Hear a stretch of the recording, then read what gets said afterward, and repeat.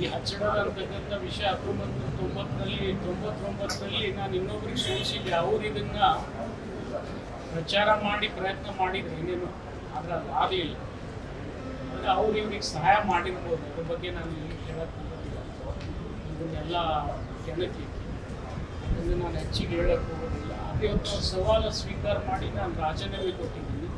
ಯತ್ನಾಳ್ ಅವರಲ್ಲಿ ಇಷ್ಟೇ ವಿನಂತಿ ಮಾಡ್ಕೊಳ್ತೀನಿ, ನೀವು ನನ್ನ ವಿರುದ್ಧ ನಿಲ್ಲು ಅಂತ ಹೇಳಿ ನಾನು ಹೇಗೆ ರಾಜೀನಾಮೆ ಕೊಟ್ಟಿದ್ದೀನಿ ಹಾಗೆ ನೀವು ರಾಜೀನಾಮೆ ಕೊಡಿ. ಬಿಜಾಪುರ ಕ್ಷೇತ್ರಕ್ಕೆ ನೀವು ಅಲ್ಲಿ ಬಂದು ನಿಂತ್ರಂದ್ರೆ ಅಲ್ಲಿ ನಿಲ್ತೀನಿ, ಅಥವಾ ನೀವು ಬಸವನ ಬಾಗೇವಾಡಿಗೆ ಬಂದು ನಿಲ್ತೀನಿ ಅಂದರೆ ಬಸವನ ಬಾಗೇವಾಡಿಗೆ ಬಂದು ನಿಲ್ಲಿಕ್ಕೆ ನಾನು ತಯಾರಿದ್ದೀನಿ.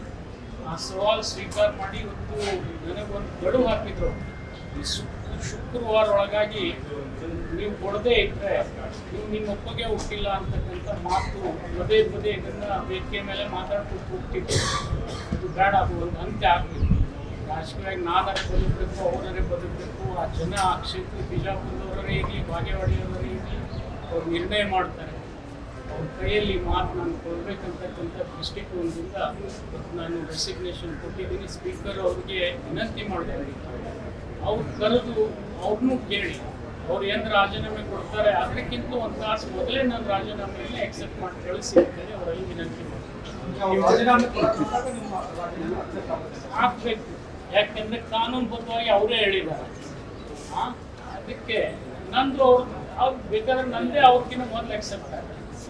ಸಾರ್ವಜನಿಕವಾಗಿ ಅವರು ಬಂದು ಉತ್ತರ ಕೊಡಲಿಲ್ಲ ಅಂದ್ರೆ ಮಾಡಬಾರ್ದು ಅಂತ ಹೇಳಿದ್ದೀರಾ.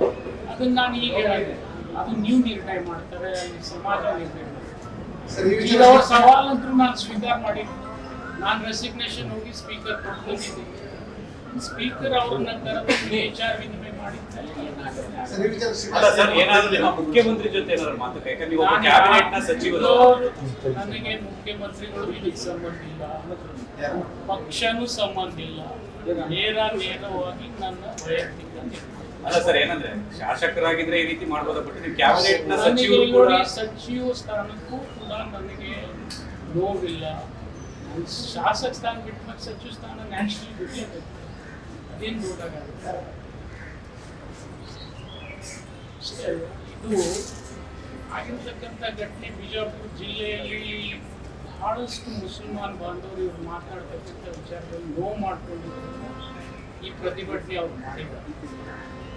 ಈ ಜಿಲ್ಲಾ ಉಸ್ತುವಾರಿ ಸಚಿವರು ಅವ್ರು ಬರಬೇಕಾಗಿತ್ತು, ಬರಲಿಲ್ಲ. ಆದರೆ ನಾವು ಹೋಗಿದ್ವಿ.